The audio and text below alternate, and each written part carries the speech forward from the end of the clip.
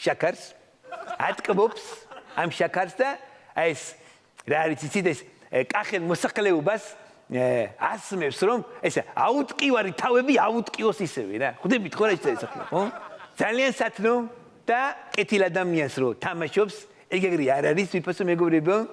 თქვენი ბოტკოველი თურმე 4 შაბათობით ერთ-ერთ კინოთეატრში ნუ არ და მოდი ვთქვათ თელავის თეატრში დარბაზში შეყვავს ცხვრები, ბევრი ცხვრები, მიერეკება, შერეკავს ცხვრებს და აყურებიებს ლომისობის კადრებს.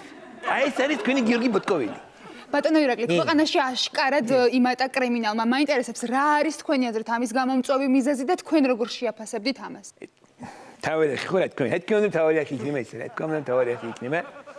თქვენ თავი იქნება, იმიტომ თქვენ არადეკვატურ კითხვებს ვართ, იმიტომ რომ ეს ნაციონალიზმის დრო არ არის, არანაირი კრიმინალი ჩვენთან არის, არანაირი ზედმეტი შეგიძლიათ მაგალითად ღამის 12 საათამდე დილამდე ისე იმოთ ქუჩაში არანაირი პრობლემა არ იქნება, იმიტომ რომ ჩვენი შინაგანსაკუთრების სამინისტრო მაღალ დონეზე ყავს საყვანილი უსაფრთხოება და რომელი საათიც არ უნდა იყოს, თქვენ შეგიძლიათ თამამად იაროთ თბილისში და საქართველოს ყველა უბანში.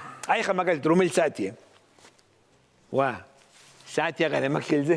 აი ეთქომე ჯინდიში ჩავიდი, ერთი წუთი. ვა, შარვალიც მოუპარით.